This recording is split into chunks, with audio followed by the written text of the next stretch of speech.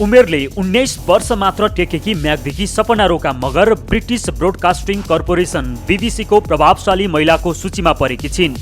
बेबारिसे सब व्यवस्थापन गर्दै आएकी सपनालाई यति बेला बधाईको ओइरो लागेको छ। राख्नु भएको थियो, सबैजनाले हामीले गरेको कामको मूल्याङ्कन गरिराख्नु भएको थियो। सबैजनाले जति पनि अब भेटघाट हुने बेलामा पनि हामीलाई बधाईहरू दिने, अझै अगाडि बढ्नु भनेर हौसलाहरू दिने। हाम्रो यो आकाश श्रेष्ठ, हाम्रो यो फिल्मबाट यो पुरै कलाकारबाट प्रतिनिधित्व गरेर आकाश श्रेष्ठ हाम्रो लकडाउनको समयमा हामीसँगै खाना बाँड्न पनि आउनुभएको थियो। त्यसो त बेबारिसे सब व्यवस्थापन गर्ने सामाजिक काममा जोडिनु पूर्व बुटोलमा उनले 3 महिना आफू स्वयं बेबारिसे जीवन गुजार्न पुगेकी थिइन्। म पुलपुलेको थिएँ, हरेक कुरामा छुट गरिदिने, हरेक कुरामा राम्रो भनिदिने गर्दाले पनि म अब बिग्रिएको थिएँ। बिग्रिनुमा त्यो पनि मेरो एउटा कारण छ होइन। अब जवान भन्नुभयो, अब मैले एसएलसी दिइसकेसँगै मैले कलेज पढ्नको लागि भनेर म बजार झरेसँगै बजारको त्यो बाहिरी दुनियाँमा हराउन पुगेँ। बाहिरको त्यो झिलिमिली संसारमा 15 वर्षको उमेर होइन, के सही के गलत भनेर छुट्याउन सक्ने उमेर पनि होइन। त्यो 15 वर्षको चञ्चले उमेरमा सहरको झिलिमिलीमा रमाउँदै कसैको हितको लागि उनी वैवाहिक बन्धनमा समेत बाँधिनु परेको थियो। त्यो कहाली लाग्दो क्षण आफूलाई अहिले सम्झिन पनि मन नलाग्ने उनले बताइन्। चाहिँ मैले भन्दैछु, अब कसैको जीवनलाई सुधार्नको लागि कसैलाई प्रयोग गरेको थियो कि त्यो ठाउँमा मैले पछि बुझ्ने बेलामा विवाह त एकदमै पवित्र हुन्छ नि। तपाईँको मम्मी बुवाले विवाह गर्नुभयो, तपाईँको जन्म भयो, मेरो आमा बुवाले विवाह गर्नुभयो, मेरो जन्म भयो होइन। तर त्यो समयमा विवाहलाई एउटा बच्चा बच्चीको खेलको रूपमा लिएको थियो कि कसैको जीवनलाई सुधार्नको लागि यहाँ कसैलाई प्रयोग गरेको थियो भनौँ न। योभन्दा बढी अब यो त विगतको कुराहरू, यसलाई बढी कोट्याएर पनि के फाइदा हुन्छ र यो कुरामा चाहिँ म के कुराहरू पनि गर्न चाहँदैन। किनकि पशुपति आर्यघाटमा बेबारिसे सब जलाउँदाको त्यो पल उनले यसरी स्मरण गरिन्।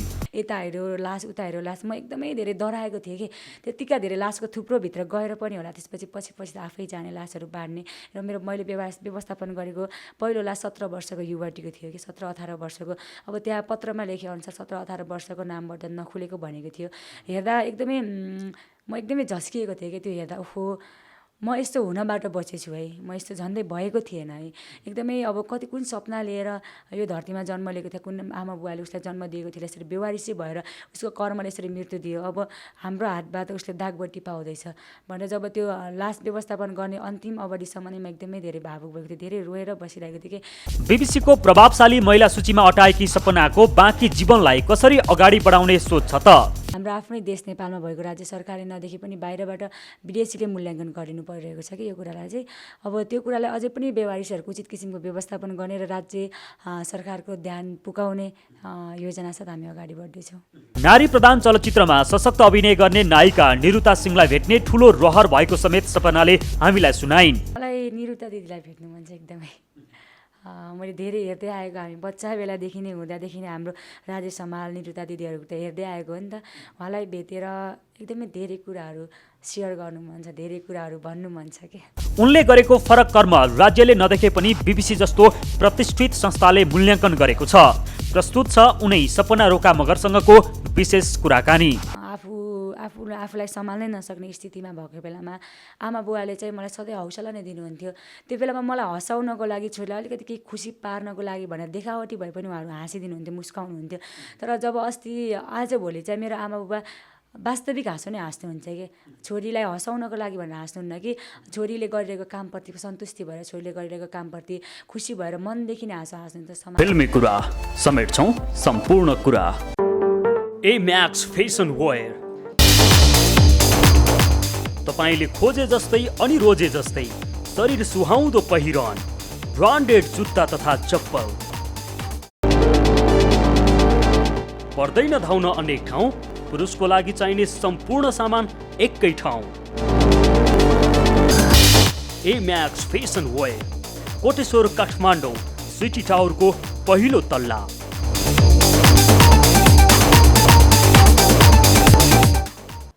युट्युब च्यानलहरूको भिडमा हामी हौँ फिल्मी कुरा समेट्छौँ सम्पूर्ण कुरा। यहाँहरू सबै दर्शकमा हार्दिक स्वागत व्यक्त गर्छु। म श्याम हरि। दर्शक महानुभावहरू, आज मूलतः फिल्मी कुराले उठाएको विषयभन्दा केही फरक विषयमा हामी साक्षात्कार गर्दैछौँ। फिल्मी कुराले मनोरञ्जन क्षेत्रका अधिकांश विषय उठान गर्थ्यो, तर आज नेपालले नै गर्व गर्ने एक विषयमाथि हामी कुराकानी गर्दैछौँ। गर्व यसकारण कि प्रत्येक वर्ष ब्रिटिस ब्रोडकास्टिङ कर्पोरेसन बीबीसीले 100जना प्रभावशाली महिलाको सूची निकाल्छ यो पटक, यानि कि सन् 2020मा नेपालको तर्फबाट 19 वर्षीय सपना रोका मगर पनि पर्नुभयो। यो गर्वको कुरा। र उहाँ बीबीसीले छनौट गरेको महिलाको सूचीमा परिरहँदाखेरि उहाँले जुन पेसालाई पछिल्लो समय अँगाल्नुभयो, यसलाई पेसाभन्दा पनि पेसा नभनौँ, कर्म, यो सामाजिक पाटोको कर्म, त्यसलाई उच्च मूल्याङ्कन गर्दै बीबीसीको सूचीमा पर्नु आफैमा गर्वको ठाउँ त छँदै नै छ।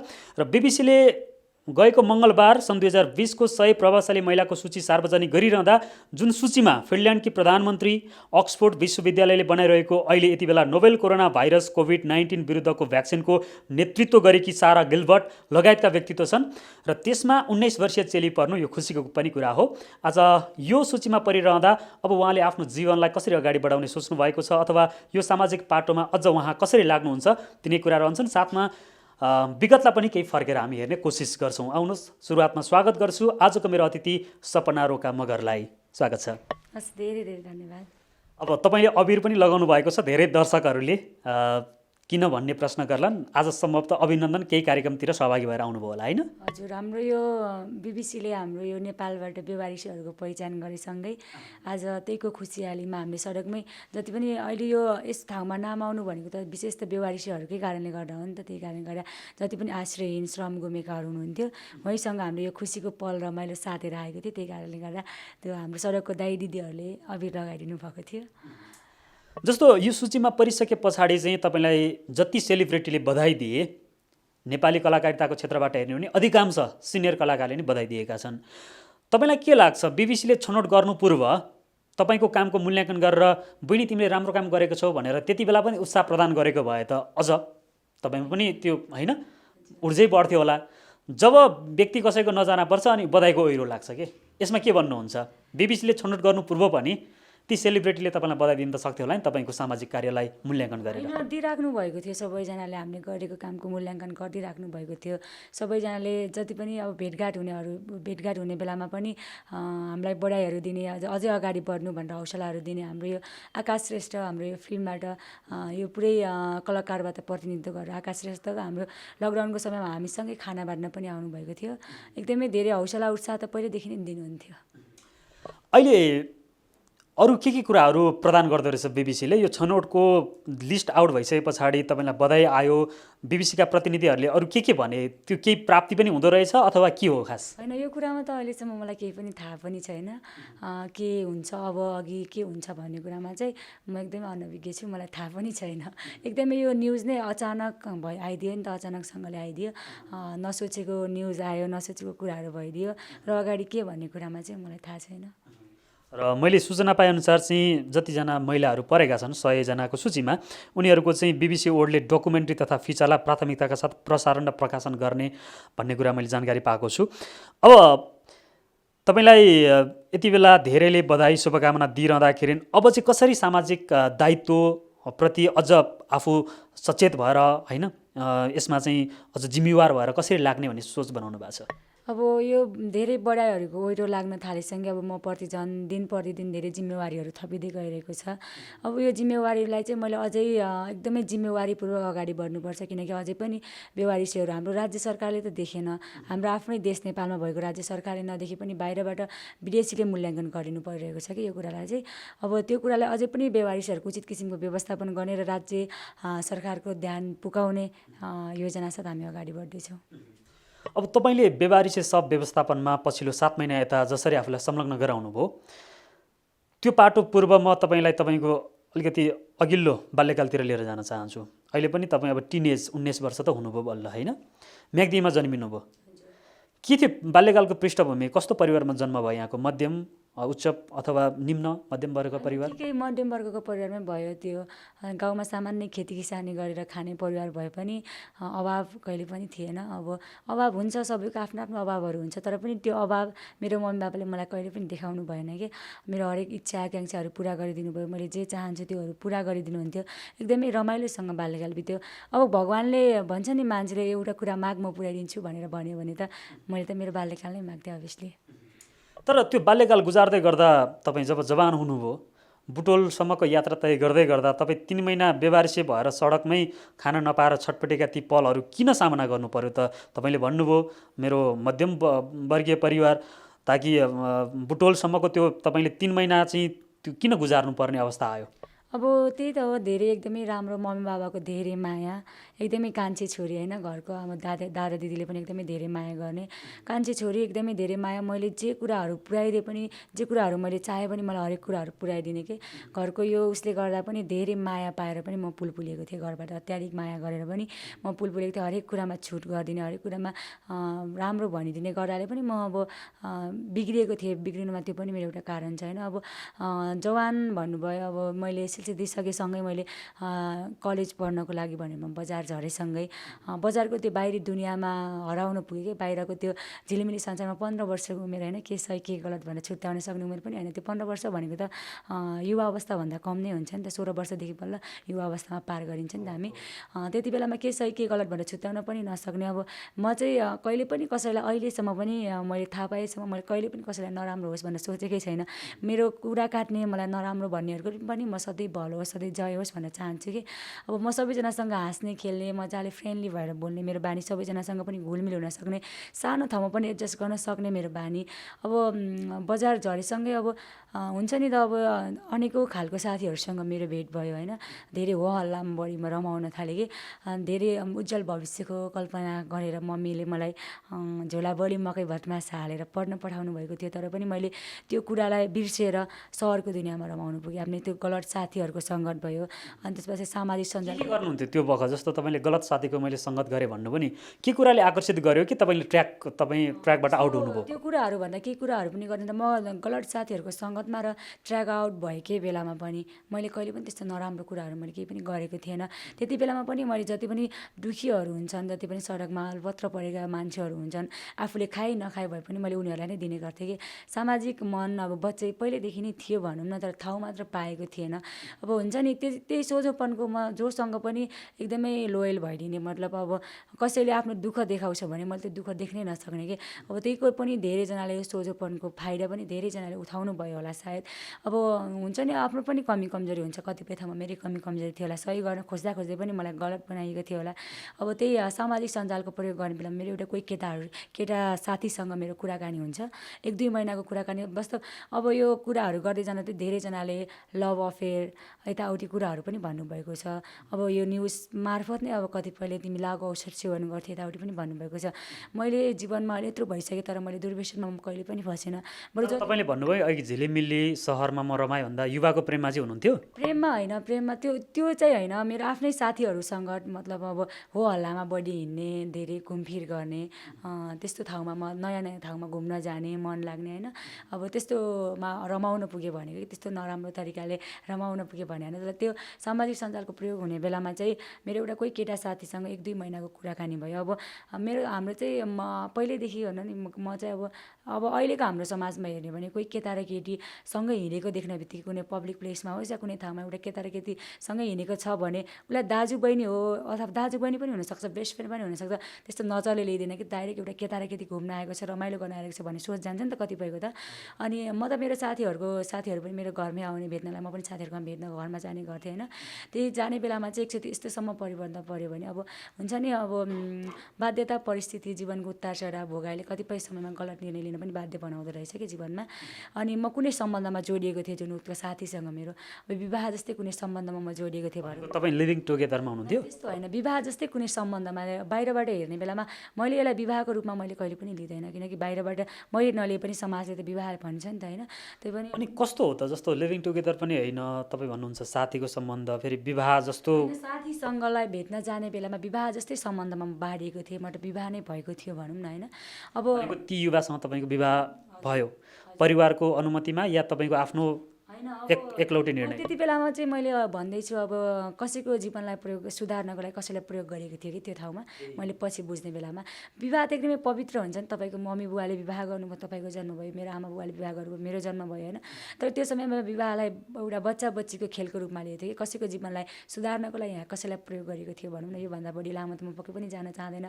विगत हो, अब त्यही कारणले त्यही सम्बन्धमा टिकिराख्न सकेन। अब अघिल्लो समयमा त्यो आफ्नै सङ्गतमा साथी सङ्गतमा हराउने बेला मम्मी बाबा आफन्त अन्त स्थिरता सबैको विश्वास मैले गुमाउँदै गइरहेको थिएँ, धेरै दुःख दिइरहेको थिएँ नि त। अब त्यो सम्बन्धमा जुन सम्बन्धमा जोडिएको थियो त्यो सम्बन्धमा टिकाउ रहन नसके पछाडि अब होला आफ्नै कति धेरैजनाले सोध्नुहुन्छ सम्बन्धमा जोडिसकेपछि किन छुट्नुभयो भन्छ। अब सबै मान्छेको आफ्नो आफ्नो कमी कमजोरी हुन्छ, आफ्नो हरेक मान्छेमा एउटा कदर हुनु जरुरी पर्छ। जस्तो कि मैले तपाईँको कदर गर्नु, तपाईँले मेरो कदर गर्यो भने न सम्बन्ध राम्रो बन्यो होइन। विवाहको सम्बन्धको कुरा गर्दा कति वर्षको हुनुहुन्थ्यो तपाईँ त्यति बेला? म त्यति बेला 15 वर्षको। भनेको 15 वर्षमै बिहे गर्नुभयो? हजुर, यो विवाह भने मैले भने त विवाहको मैले भने त कसैलाई सुधार्नको लागि कसैलाई प्रयोग गरेको थियो त्यो ठाउँमा। विवाह भनेर विवाह जस्तो पवित्र सम्बन्धलाई मैले चाहिँ यो नाम दिँदैन कि। अब त्यही सम्बन्धमा टिकिरहन नसके पछाडि चाहिँ म सडकमा पुगेको थिएँ। कति वर्ष रहनुभयो सम्बन्धमा चाहिँ? 2 महिना मात्रै? 2-3 महिना। हजुर। अहिले ती युवा कहाँ छन् त? केही सम्पर्क केही छैन? हजुर। अनि यो कसलाई परिवर्तन ल्याउनका लागि यसरी विवाहको नाटक रचिएको थियो त? होइन, अब यो त विगतको कुराहरू, यसलाई बढी कोट्याएर पनि के फाइदा हुन्छ र यो कुरामा चाहिँ म के कुराहरू पनि गर्न चाहँदैन। किनकि मेरो विगतको कुरा, मेरो पास्ट धेरै आइसकेको छ। अहिले अगाडि कस्तो हुन्छ भने अब हामीले कुनै कुराहरू राम्रो गर्न खोजिरहेको छ भने पास्ट बितेर गयो, सकियो नि त। त्यो सत्य हो, तर बितेर गयो त्यो त्यसलाई हाम्रो च्याप्टर क्लोज भइसकेको छ। नयाँ च्याप्टरलाई हामीले अगाडि सुरु गर्न खोज्दैछौँ भने कतिपय मान्छेले त्यो विगतलाई नै जोडेर अगाडि हिँड्ने बातहरू नै बन्द गरिन खोजिदिनुहुन्छ कि। त्यही कारणले गर्दा म मेरो विगतलाई भन्दा बढी कोट्याउन चाहिँ चाहँदैन। अहिले बेवारिसे सब व्यवस्थापनको काम गरिरहँदाखेरि कुनै समय तपाईँ बेवारिसे भएर हिँड्नुभयो होइन सडकमा 3 महिनासम्म? त्यति बेला के सोच्नुभयो? यो जिन्दगी केही रहेनछ भन्नेसम्म भयो अथवा के भयो? जीवनलाई कसरी लिनुभयो त्यो बखत? होइन, अब त्यति बेलामा त एकदमै 3 महिनाको त्यो 2-3 महिनाको त्यो भोगाइले नै मलाई मेरो 1-1.5 वर्ष नै मेरो जीवनको लस भयो भनौँ न। 1-1.5 वर्ष नै मेरो जीवन अस्तव्यस्त नै भयो। केही मैले सोच्न सक्ने अवस्थामै पुगेको थिएँ। एकदमै धेरै कमजोर भइसकेको थिएँ। म यतिसम्म कमजोर भइसकेको थिएँ कि सडकबाट म उठेर घरमा गइसके पछाडि पनि मेरो मम्मीलाई यो चिन्ता हुन्थ्यो कि आज साँझ सुतेको छोरी भोलि बिहान उठ्छ कि उठ्दैन, त्यो चिन्ता हुन्थ्यो। म त्यतिसम्म आफ्नो शरीर कमजोर भइसकेको थिएँ कि एकै ठाउँमा उभिरहन सक्दैन थिएँ, फेल भइदिन्थेँ। त्यो कुराहरू खेलेर एकदमै धेरै टोलाएर अनि मर्न मन लाग्ने, सुसाइड गर्न, धेरैचोटि सुसाइड गर्ने, डोरी लिएर खोलातिर दौडिएको पनि हो म कुनै समयमा। तर मर्नु मात्रै समस्याको समाधान पक्कै पनि रहेन छ नि त। हिजोको दिनमा म मरेको भए 2-4 जनाले बल्ल ठिक्क पऱ्यो, धेरै सताइरहेको थियो, धेरै दिक्क पारेको थियो मऱ्यो भनेर 2-4 जनाले देखावटी आँसु झारेर रुनुहुन्थ्यो होला र 2-4 दिनमा भुल्नुहुन्थ्यो होला। अहिले यो ठाउँमा आइपुग्दैन थियो नि त। हिजोको दुःखलाई सम्झेर नै म अहिले अगाडि बढ्न, स्ट्रङ भएर अगाडि बढ्न खोजिरहेको छु। के खानुहुन्थ्यो त्यो 3 महिना? के खाएर जीविकोपार्जन गर्नुभयो त? सडकमा बस्ने मान्छेले त के खान्छ? अब कतिपय धेरै समय त अब कति दिनमा 6-7 दिनसम्म भोकै पनि बस्यो, पानी मात्रै खाएर पनि। अब कतिपय ठाउँमा मन्दिरमा बस्ने बेलामा पूजा गर्न आउने मान्छेहरूले दिने प्रसादहरू, बिस्कुटहरू, अनि त्यही खाएर नै बसेँ। तर पनि अब मैले आफूसँग कुनै बिस्कुटहरू अथवा केही चिज छ, तर मभन्दा अर्कोपट्टि कुनै त्यस्तो दुःखमा परेको म त सक्छु नि त अलिकति भए, म त यङ छु, अलिकति दिन सहन सक्छु। कुनै बालबालिका बच्चाहरू हुन्थ्यो, वृद्धहरू हुन्थ्यो, उनीहरूको लागि भनेर मैले आफ्नो त्यो भागलाई पनि मैले कताएर उनीहरूलाई दिने गर्थेँ कि। त्यो एकदमै भोको पेट, धेरै समयदेखि भोको पेट, त्यो काले लाग्दो रातहरू होइन, त्यो कठाङ्ग्री र जाडोहरूले गर्दा नै त मलाई अलिकति बलियो बनाएको छ नि त। त्यही अब चाउचाउ बिस्कुट अब त्यहीहरू खाएर बसिन्थ्यो। म्याग्दीदेखि बुटोलसम्मको यात्रा, बुटोलदेखि फेरि काठमाडौँको यात्रा। अब यो यात्राको दौरानमा तपाईँको विनयजङ बस्नेतसँगको सब व्यवस्थापनको जुन कर्ममा तपाईँ लाग्नुभयो, त्यो चाहिँ पहिलो भेट सम्झिनु न विनयजङ बस्नेतसँग। त्यो कस्तो अवस्थामा भेट भएको थियो अनि कसरी आफूलाई चाहिँ होइन म पनि यही कर्ममा लाग्नुपर्छ भन्ने चाहिँ? होइन, यो त जुन मैले एसएलसी दिइसके पछाडि नै हाम्रो जुन त्यो सम्बन्धमा जोडिनुभन्दा पहिला नै हाम्रो भेट भइसकेको थियो। उहाँको आफ्नो छोरी हुनुहुन्छ सलिना दिदी, मलाई पनि छोरी नै भन्नुहुन्छ। उहाँको आफ्नो छोरी हुनुहुन्छ सलिना दिदी। उहाँ पहिला अहिले अस्ट्रेलिया हुनुहुन्छ, पहिला जापान जानुभएको थियो। जापान जाने ट्राई गर्ने बेलामा मैले पनि एसएलसी दिइसके पछाडि कलेज जोइन हुनुभन्दा पनि पहिला मैले पनि जापान जान्छु भनेर ट्राई गरेको थिएँ। त्यही लटमा उहाँले मेरो बुवा हो भनेर मलाई चिनाउनु भएको थियो। मेरो दिदीको बुवा, साथीको बुवा भनेपछि मेरो पनि बुवा हुन्छ। त्यही कुराबाट चिनेको थिएँ। र अब फेसबुकमा अनि फोनमा कहिले कस्तो कुराकानीहरू चाहिँ हुन्थ्यो, तर मलाई गाली गर्नुहुन्थ्यो कि त यस्तो गर्नु हुँदैन, उस्तो गर्नु हुँदैन भनेर सम्झाउनुहुन्थ्यो। त्यो बेला त म त आफ्नै सानो संसारमा रमाउने बानी परिसकेको थिएँ नि त। उहाँले भनेको कुराहरू मेरो खुसी देख्न चाहँदैन, म खुसी भएको देख्न चाहँदैन भने जस्तो लाग्थ्यो कि। अनि म उहाँसँग रिसाइदिने, फोनहरू काटिदिने, म्यासेजको रिप्लाईहरू नदिने गर्थेँ कि। अहिले आएर बुझ्दा त लाग्छ त्यो सबै कुराहरू मेरै लागि भनेको रहेछ नि त, मेरै राम्रो होस् भनेर भनेको रहेछ नि त।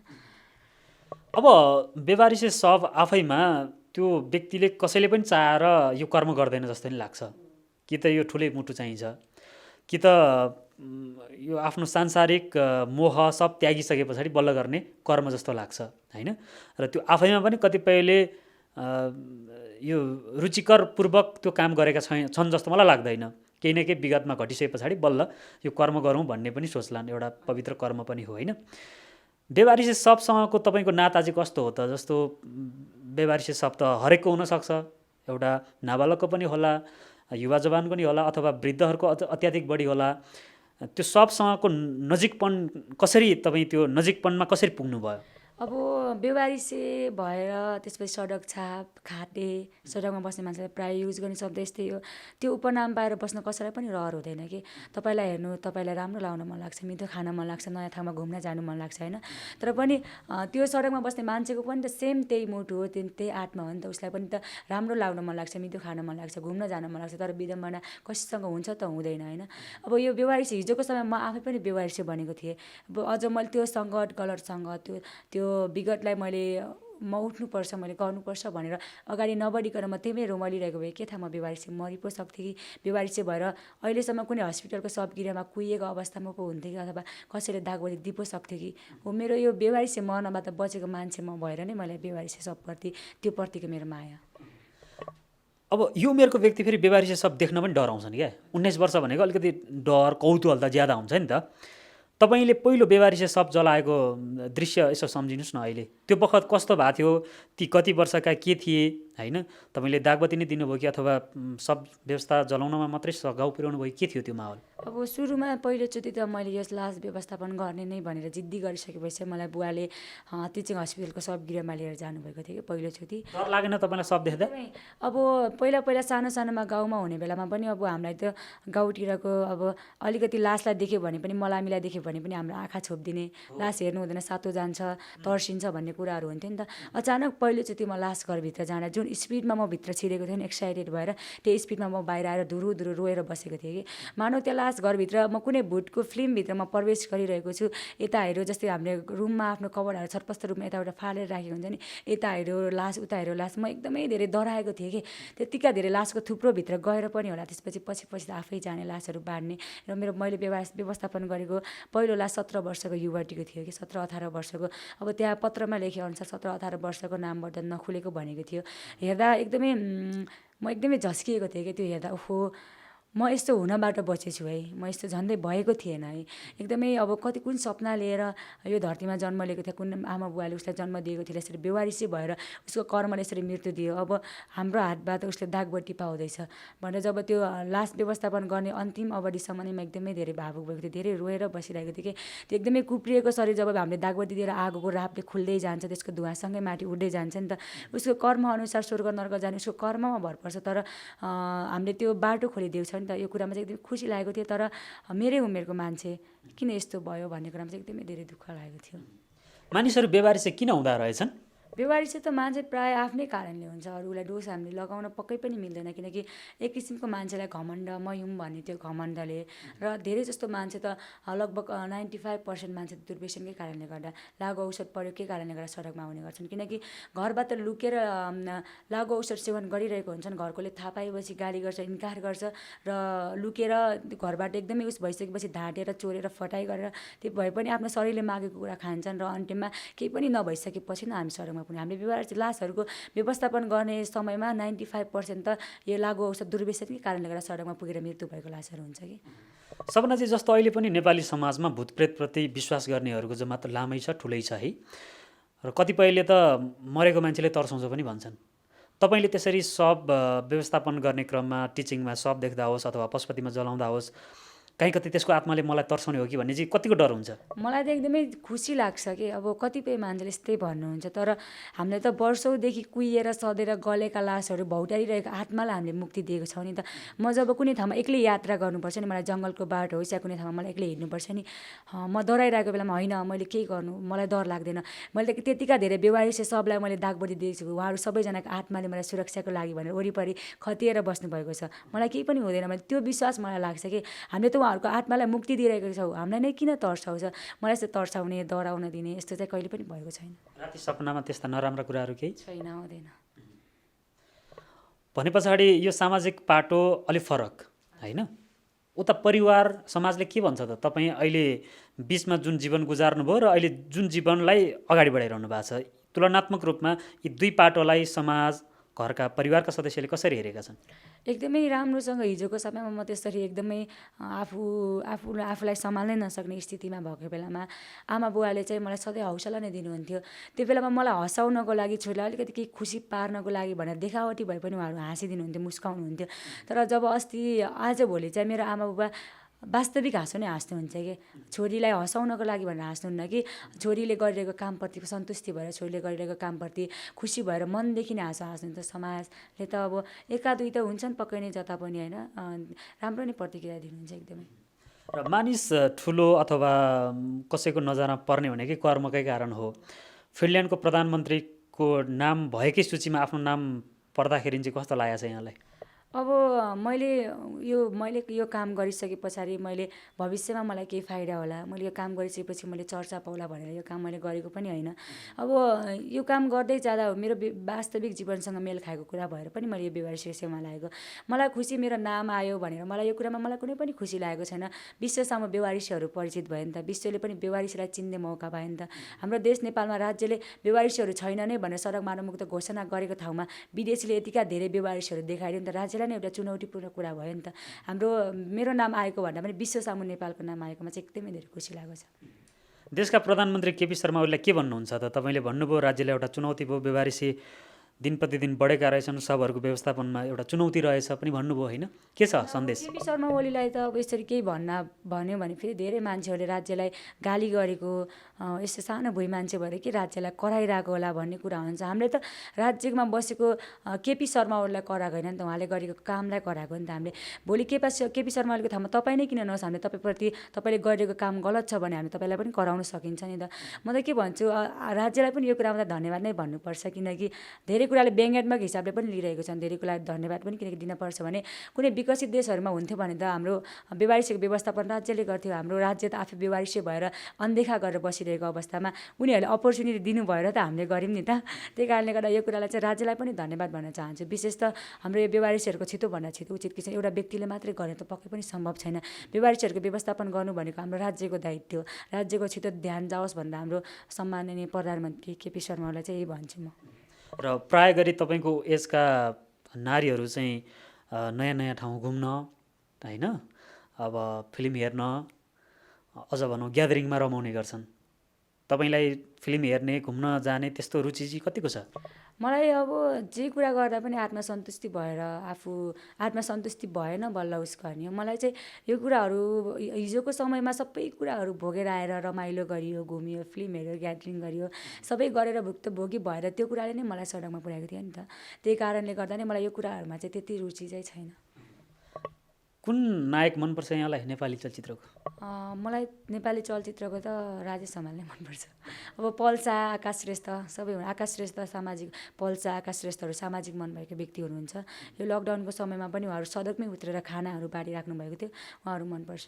तपाईँलाई भेट्ने इच्छा कोही हिरोसँग छ त्यस्तो? भेट हुन पाए हुन्थ्यो, मेरो मनका कुरा नै सेयर गर्थेँ, उहाँहरूको पनि कुरा सुन्थेँ भन्ने केही त्यस्तो लागेको छ? त्यस्तो चाहिँ खै छैन। कोही हिरोनी त्यस्तो हुनुहुन्छ ताकि उहाँको जीवनशैलीबाट सामाजिक कर्ममा पनि अलिकति केही प्रेरणा मिल्छ कि भन्ने, भेटौँ भन्ने कोही त्यस्तो नायिका? मलाई निरुता दिदीलाई भेट्नु मन छ एकदमै। मैले धेरै हेर्दै आएको, हामी बच्चा बेलादेखि नै हुँदादेखि नै हाम्रो राजेश हमाल, निरुता दिदीहरू त हेर्दै आएको हो नि त। उहाँलाई भेटेर एकदमै धेरै कुराहरू सेयर गर्नु मन छ, धेरै कुराहरू भन्नु मन छ क्या। प्रायः त नारी प्रधान चलचित्रमा उहाँको सशक्त अभिनय हामीले हेर्न पाउँथ्यौँ र निरुताजी अहिले अब इन्डियामा हुनुहुन्छ, नेपाल आएको बखत त्यो पनि होइन, चाँजो पाँचो मिलाउँला सपनाजी। अन्त्यमा के भन्नुहुन्छ जो तपाईँलाई हेरिरहेका दर्शक छन्, आज तपाईँको फरक कर्मले तपाईँलाई आज बिबिसीको 100 प्रभावशाली महिलाको सूचीमा नाम आइरहँदाखेरि धेरैका लागि यो नेपालीले गर्व गर्ने विषय पनि बनेको छ, के भन्नुहुन्छ दर्शकलाई? म त अहिले यो भइरहेको यसरी विश्व सामु हाम्रो संस्थाबाट प्रतिनिधित्व गरेर मेरो नाम आउनु भनेको त जति पनि सम्पूर्ण दर्शकहरूले नै दिनुभएको देन हो नि, उहाँहरूले नै दिनुभएको उपहार हो। यो सम्पूर्ण सञ्चारकर्मी दाइ दिदीहरूलाई पनि एकदमै धेरै धन्यवाद दिन चाहन्छु, किनकि उहाँहरूले गर्दा नै हामीले गरिरहेको प्रत्यक्ष कामलाई आफ्नो क्यामेरामा कैद गरेर बाहिर दर्शकसम्म देखाइदिनु भएको थियो। बेवारिसहरू यस्तो अवस्थामा यसरी बसिरहेका छन् भनेर देखाइदिनु भएको थियो र त उहाँहरूले मूल्याङ्कन गरिदिनु भयो नि। मलाई हेरिराख्नु भने सम्पूर्ण तपाईँहरू माया गरिदिनु, तपाईँहरू सबैजना मेरो मेरो लागि भगवान् हो। एकदमै धेरै सरी भन्न चाहन्छु तपाईँहरूले गरेको म्यासेजको मैले रिप्लाई गर्न पाइरहेको छैन। तपाईँहरूले बढाइदिनु भएको पोस्टमा थ्याङ्क यू भनेर कमेन्ट पनि गर्न पाइरहेको छैन, किनकि म हिजो बिहानसम्म गाउँमै थिएँ। हिजो बिहान गाउँबाट आएसँगै काठमाडौँमा प्रवेश गरेसँगै यताउति एकदमै धेरै भागदौड भएको छ। ठुलो मान्छे भयो, म्यासेजको रिप्लाई नदिने भयो भनेर कहिले पनि नसोच्नु होला, किनकि म तपाईँहरूले नै माया गरिदिनु भएको सपना हो र तपाईँहरूले दिनुभएको त्यो जिम्मेवारीलाई म अलिकति पनि आँच आउन दिने छैन। तपाईँहरूको यो माया, साथ, सहयोग र हौसला सधैँ यसै गरी मलाई नै मिलिरहोस्। र अन्तिममा अहिलेसम्म कतिवटा शव तपाईँले यसरी दाह संस्कार गर्नुभयो? मैले मेरो आफ्नै हातले दागबत्ती दिएको 100 वटा भन्दा बढी भइसक्यो र विगत 6 वर्षदेखि नै जोड्ने हो भने 300 वटा भन्दा बढी भइसक्यो। हस्, समय दिनुभयो, संवाद भयो। तपाईँ प्रभावशाली महिलाको सूचीमा परिरहँदाखेरि यस्तै प्रभाव छाड्ने काम चाहिँ आगामी दिनमा पनि निरन्तर जारी रहोस्। र यो पाटो मैले भने अलिकति आफैमा फरक र धेरैले रुचिपूर्वक सामेल हुने काम पनि होइन नि त। त्यो भएको हिसाबले पनि बिबिसीको आज नजरमा परिरहँदा तपाईँलाई नेपालको राज्यले पनि चिनोस्, म शुभकामना दिन्छु। धेरै धेरै धन्यवाद हाम्रो फिल्मी कुरा टिभीको सम्पूर्ण इन्टायर फ्यामिलीलाई नै।